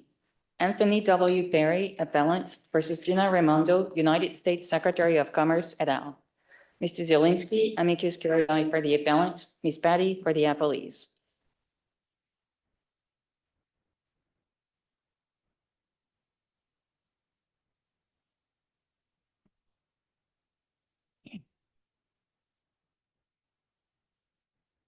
Mr. Zielinski, go. Judge Henderson, and may it please the court, the appellant in this case, Anthony Perry, was a longtime civil servant at the Census Bureau. He brought a mixed case in the federal district court, and that court erred in its adjudication of the mixed case in two independent respects. First, the district court should have afforded Mr. Perry de novo proceedings on his freestanding federal discrimination claims. And second, the district court erred in its analysis, reviewing APA style the Merit System Protection Board's decision to hold an extremely limited jurisdictional hearing in this matter. I want to begin with the first issue, which was the matter that the motions panel specifically directed me to address. The government now agrees with us that Mr. Perry deserved de novo proceedings in the district court on those freestanding federal discrimination claims. But in this appeal, the reason is almost as important as the result. The panel has the opportunity to make it clear that when federal employees like Mr. Perry receive a judicially reviewable decision from the Merit Systems Protection Board, they may immediately appeal in the federal district court. The government is incorrect when it continues to suggest that employees situated as Mr. Perry is have some other obligation to exhaust their claims in some other way before some other agency proceeds. Second, In this particular case, though, he did exhaust, so we don't really need to reach that issue. so Judge Pan, I think that you can opine on it because it's part and parcel of the district court's decision. It's essentially the district court decision wrapped up in a new guise. What the district court said was, I can't look at these claims because the Merit System Protection Board reached a jurisdictional decision. What the government is now suggesting, and what it continues to suggest at page 19 of its brief, is in a future case involving a jurisdictional decision, the district court won't be able to address it unless it's separately exhausted before the EE office. So I think it's the exact same theory the district court presented, and it's wrapped up in a new guise. And that, I think there's a pressing need for guidance here because, as Justice Ginsburg noted, in these cases, you typically have a pro se party proceeding on one side and the Department of Justice proceeding on the other. The employees are often confused as to what they should do. And I think a decision from this court that's very clear that it just doesn't matter what happens. All you have to do is receive that judicially reviewable action. And then in Mr. Perry's case, it didn't matter. So does that give an employee in Mr. Perry's situation who has a mixed case an advantage over an employee who has only a discrimination case? Isn't it more burdensome to exhaust through the EEOC that it is just to file an appeal with the MSPB? So I don't think it's actually more or less burdensome one way or the other. And then Mr. Perry actually had the option in this case to initially proceed in front of the agency. The way 7702 and 7703 are written is that an employee can choose. They can choose to go in front of the agency, or they can choose to go in front of the Merit System Protection Board. And as to the question about whether it might be easier, Congress decided that it wanted to give employees who had these mixed cases the option. They could either proceed in front of the agency in the EEO process, or they can proceed in front of the board. Well, they haven't clearly said whether you still have to exhaust or not. Well, I think they have. Agency. I think they have because 7703B2 is very clear. Once you have a judicially reviewable action, you can proceed in 30 days. The government, if you read 7703B2 to do something else, then in every single mixed case, you would have to exhaust separately your claims. And that would actually result in the exact kind of claim splitting that Justice Ginsburg was clear in this very case doesn't have to occur. It wouldn't matter whether the decision of the board is labeled jurisdictional, procedural, or on the merits. If you read the statute to not permit the discrimination claims to proceed, what you force the employee to do in every case would be to split those claims. And this court has never required that. Instead, But this hasn't been the focus of the briefing in this case. And I think that's because, factually speaking, he has exhausted. So I don't know why this is the right case for us to decide something that seems kind of important and we haven't had the full benefit of.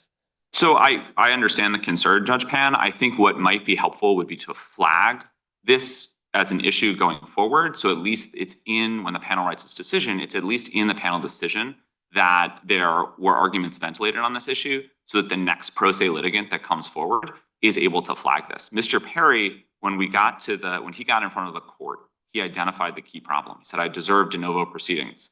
I had my judicially reviewable action from the Merit System Protection Board. He was able to do that because he had a Supreme Court decision in this case bearing his name. The next pro se party may not have that. And so I think some guidance, even if it's simply to flag the issue, would at least be helpful to the district courts that are often left trying to figure this matter out and have, frankly, on the one hand, the government, on the other hand, a pro se party, which can be difficult. I want to briefly turn, unless the panel has any questions on this issue, to the way in which the board erred in this case. Mr. Perry's allegations in front of the board were fulsome.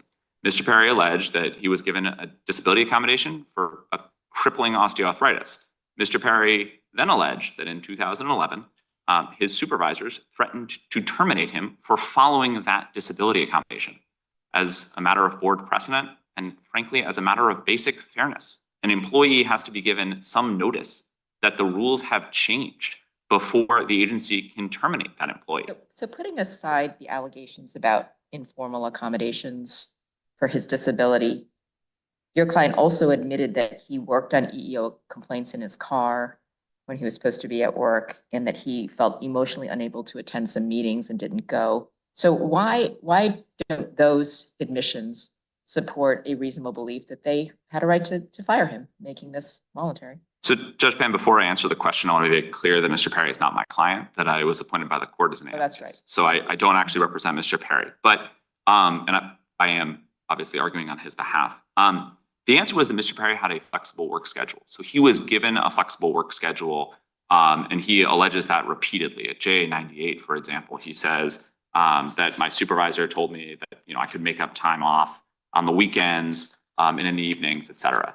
And when you have a flexible work schedule as to the working on the EO complaints, it is quite possible that Mr. Perry believed that he, given this broad flexible schedule, was able to some days. Do you think that's a reasonable belief that during work hours, you can go to your car and work on a EEO complaint? I think it goes to the factual questions about the nature of the accommodation and what in this particular case, as it comes to this court, the board decided it at its equivalent of a motion to dismiss. So there was no hearing on this issue. There was no factual development. So your question, Judge Pan, I think goes to a factual issue that the board should have fleshed out. And that would have required, among other things, some testimony maybe by his supervisor, by Mr. Perry. But it's a standard of reasonableness though, isn't it? It's like they have to reasonably believe that they had a basis to terminate him. And working on EO complaints in your car does not provide such a basis? Even if you have a flexible plan, is it reasonable to think that you can do that? Well, so Judge Pan, I do think it might be reasonable. Let me provide an analogy. I'm an attorney who works a flexible schedule. No one cares whether I show up 9 to 5.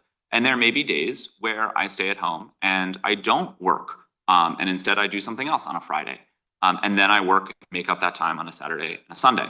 Depending on the nature of Mr. Perry's claims, it may be, or the nature, of the accommodation and the flexible work schedule, it may be that Mr. Perry quite reasonably believed that yes, he could take his time to work on his EEO complaint. And then given the nature of that broad flexible schedule, then he could make that time up on the weekend. But that's a factual matter. No, but it seems like you're taking the position that a flexible schedule means that an employee can do anything they want, including skipping meetings because he feels emotionally unprepared to go to them. So I think that's a separate issue, and it's actually not one that the board focused on. The board did not focus on the lack of attendance in meetings. What the board instead focused on was that he was, for instance, taking lunch breaks, that he once worked on his car on the EEOC issue.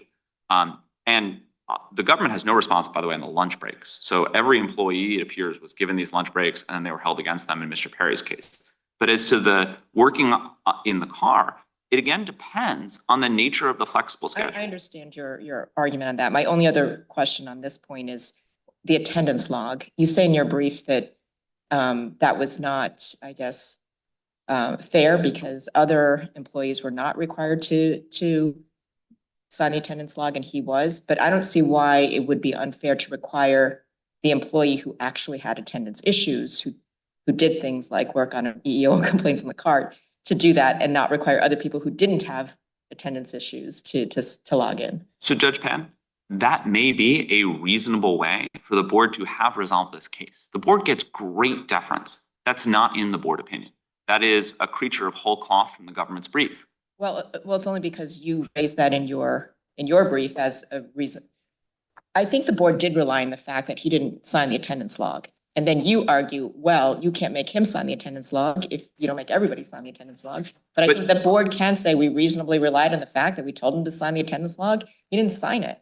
But the problem, Judge Pan, is that Mr. Perry also flagged to the board. This is at JA 116. He says, quote, no other GS-14 or GS-15 supervisory IT specialist was being required to sign in. And so what Mr. Perry said to the board was, I was essentially being treated separately, disparately from other employees. But if the board reasonably thinks that that's appropriate because he's the one with the attendance problems, why isn't that sufficient? The problem is that explanation, Judge Pan. I agree with you that that could be an explanation. That explanation would have to appear on the face of the board's opinion, and it doesn't. And so if the board had said that. Why is that? We give them great deference. The flip side of the great factual deference is a Chenery requirement, which is the requirement to articulate the agency's reasoning, in this case, the board. If the board's opinion isn't reasoned, then the court is being asked to doubly defer on factual determinations. I understand that, but if the board says we're relying on the fact that we told him to log in and he did not, we can discern that that's why. And then you're raising all these arguments as to why that's not sufficient. But if they're not they have no merit, why can't we just defer to the board's reasoning? Because the board never addressed it, Judge Pan. So the board, I agree with you, could have said, we think potentially in this circumstance, the agency has shown why, even under Mr. Perry's allegations, it might be reasonable to hold Mr. Perry to the sign-in log and not everybody else. The problem is that the agency didn't do that here. And when an agency is like the board, is given great deference in its ultimate factual determinations and great deference on its actual determinations on the merits in terms of what remedies to give or not give. I think it's incumbent on the agency to follow the analysis that you provided. And I want to stress this is not an argument I made up in my brief. This is what Mr. Perry argued again at JA 116. The board just ignored it. What the board should have done is said, given that Mr. Perry alleged that there was a whole host of other GS-14s and GS-15s who are not being required to sign in, could the agency that threatened to terminate him reasonably believe in that circumstance that it could terminate him? And it might be that that goes to a hearing. And at the hearing, Judge Pan, the agency says, yes, we were doing this to track Mr. Perry in particular because we had specific concerns about Mr. Perry. But that's a series of leaps and inferences that don't appear on the actual face of the board's decision. So, counsel, assume we agree with you on this attendance log point. Clearly the primary thing the board was focused on was the first ground for the discharge. If we thought the first one was substantiated but not the second, how should we think about that? It seems one reasonable way would be to think the agency still had a reasonable basis to fire him for the first batch of misconduct that Judge Pan was focusing on. So obviously I would, and I'm not going to fight the hypo, which is that we don't think that the agency was reasoned on either ground. Right. I think you might still send it back down to the board at that circumstance to determine whether when there is a justification for firing someone and one of the justifications happens to be totally irrelevant or not substantiable, would you still have fired him and would you have known you could fire him in that circumstance? So I think there are a number of questions that might flow from that the board might still want to answer in the first instance. And it may be that the board says, yeah, we're going to continue to abide by our decision, at which point it'll go back to the district court for de novo review or de novo proceedings on those freestanding federal discrimination claims. Okay, I appreciate that. So on the first ground, there's sort of part of that charge is that he was entering his time inaccurately. So you not only have to show that he had this very unusual accommodation where he could make up his time on Saturday for work he didn't do on Monday, but then he could enter that he worked 8 hours a day on Monday. And I think one difficulty for Mr. Perry is he doesn't ever say that was approved, which would be a little bit of a stretch. So I actually think he does, Judge Garcia. In the record, he repeatedly says that his supervisors approved his time cards. And those are the same supervisors that are also approving his flexible work schedule. So I actually think logically, that's precisely what he's arguing. And I think that actually that highlights exactly what the board didn't do, Judge Garcia. The board did not decide, that it didn't parse it apart and say, well, the time card issue is really the issue. And based on his allegations, that was a problem with the time cards. And so I think this all has to go back down to the board at a minimum for it to articulate some reasoning. So it is essentially on 707, right? There is a sentence that refers to this issue. It says, he conceded that several of the specifications were attributable to failed communications and times he failed to correct time and attendance for leave taken. And that's referring to his initial response. And it seems like, so is your response depends on his later statements and other documents? So I think, Judge Garcia, to be candid, there are a series of contradictory statements all over Mr. Perry's pleadings because he is a pro se litigant. So I think that the board would then have to explain why it's cherry picking out specific proceedings, specific sentences, and not looking at other sentences, because there are other sentences where Mr. Perry is very clear. No, in fact, my supervisors knew exactly what I was doing. And I think that perhaps an analogy might help, which is the board was proceeding at the equivalent of a motion to dismiss stage. If a district court looked at a complaint at the motion to dismiss stage and did this, it sort of cherry picked and drew what are at the end of the day credibility determinations, or it sort of fly-specked the complaint. I think this court would say, no, that's inappropriate. You have to have some factual development. You look at the allegations that are falsely alleged, and you, in this court's vernacular, you sort of take those in the light favorable to the pleading party. That's essentially where the board was. If there are no further questions, I will I'll give you a couple of minutes and reply. Thank you very much, Judge Henderson. Ms. Patton.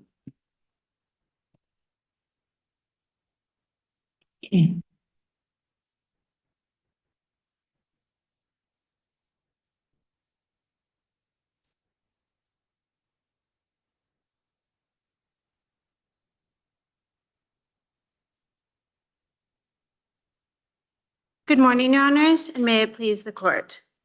I'd like to start with the discussion of this coercion theory that is now being presented. And the question here is whether the Census Bureau knew or had reason to know that it had no basis for proposing to remove Mr. Perry. That is just not something anybody can plausibly allege given the circumstances. If we look at what the Census Bureau knew at the time, they knew that Perry was absent for over 133 hours over this time period, sometimes for entire days, sometimes for entire afternoons. They knew that Perry received pay for these hours because he misrepresented the time he was at work on his timesheets. They knew that he refused to follow supervisory directions, despite being told repeatedly that the attendance log requirement was mandatory. And these facts, as described by the Census Bureau, amply support the proposed removal, and they are corroborated by Perry's own statements afterwards. Perry acknowledges that punishment is warranted. He says that on page 140 of the appendix, including repayment of the debt that he believed he owed the agency for receiving time for pay, for time when he was absent from work. He does say that he failed to complete leave requests or correct his time and attendance records. And he also says that he failed to follow the supervisory directive not to sign the attendance log, And in the notice of proposed removal, he does not advance this theory that during this time, he was teleworking in his response to the notice of proposed removal. Assume he stated adequately that this sign-in log requirement was applied to him and only him out of retaliation. Would not signing the log still be a basis to fire him? So I also want to, just as a factual matter, point out that in his response to the notice of proposed removal, he does not make this point. He says, take as given he makes inconsistent statements in his various statements, but I'm not sure that amicus is wrong that if it was in one single complaint, we wouldn't say, hey, you messed up on page 10. We would read it in his favor. Even so, Your Honor, employees who do not follow directives might point to other employees in the offices and say that their circumstances were the same and that the requirement should have been applied to them too. But that doesn't mean the Census Bureau had no basis for proposing to remove him.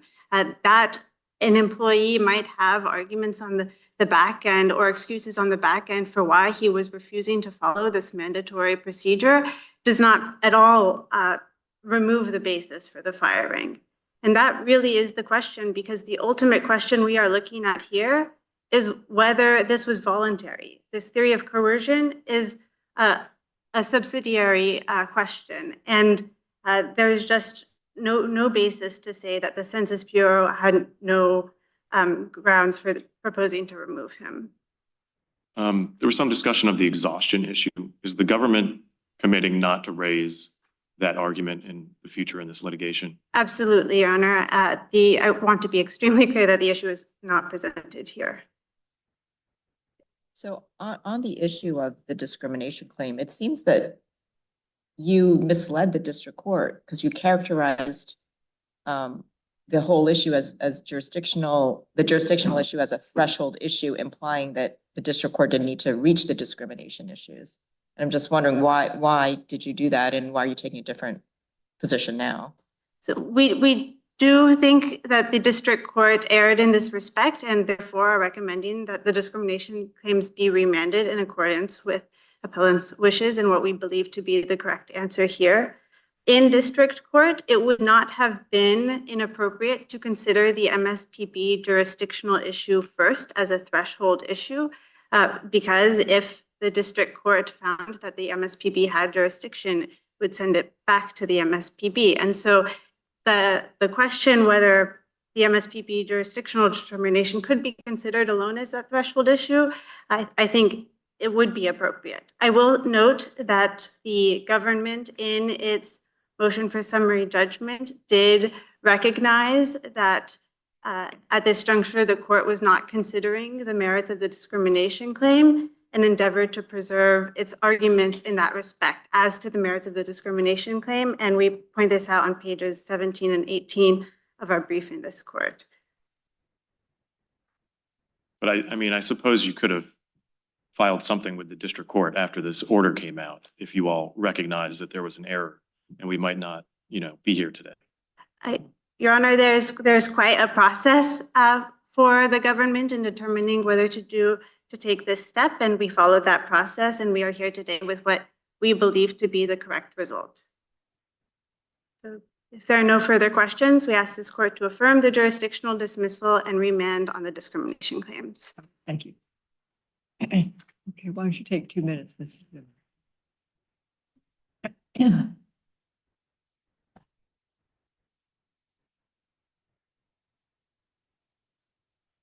Thank you. I just want to make two very brief points. Judge Pan, as to your question to my friend on the other side, for whom I have great admiration and respect, about why the government misled the district court. I think it was clear that the government misled the district court, and that's why I'm asking this court to provide clear guidance to district courts going forward. If you look at document 34-3, that is the government's brief that it filed below, the government was very clear about the relief it's requested. This is page 12. The government said, for the reasons set forth above, defendant respectfully requests that the court affirm the jurisdictional determination of the MSPB and dismiss this case. If you go to the footnote that my friend on the other side references, and that is at page 7 of the same document, the government goes on to preserve, if and only if the entire action is not dismissed for lack of jurisdiction. So the government was very clear below that it thought these entire things traveled together. It doubled down in this court when Mr. Perry, to his credit, filed a pro se motion for summary reversal. The government said, no, I've come up with another reason why the district court is correct. So the reason that I am maybe a little too hot under the collar and requesting that the panel provide some guidance going forward is because there is a great imbalance in these cases between pro se parties, and there is a great and pressing need for some guidance going forward so that those pro se parties in the district courts are not left in the lurch. I also just want to make one factual point about what Mr. Perry did and didn't raise in front of the agency. My friend on the other side suggested that Mr. Perry in his in the jurisdictional dispute with the board never raised in his response to the initial jurisdictional determination these various different points about, for instance, the fact that other employees were not required to sign the log. He did. The document that begins at page JA 114 is titled Complainant Response to Order on Jurisdiction of Board in this Matter. At JA 116, Mr. Perry then goes on to explain the issue, Judge Garcia, that you and I were discussing about the other individuals who were not disciplined for this behavior. He also discusses as well the broad disability accommodation he had. For those reasons, we would respectfully request that the court reverse this decision and remand for further proceedings. Thank you. All right, Mr. Zielinski, you were appointed as our amicus, and you've done an outstanding job. And we thank you. And I also know you have a wonderful teacher in Ms. Stetson. I do, and I'm very appreciative of the Stetson community. Thanks a lot. Thank you very much, Judge Henderson.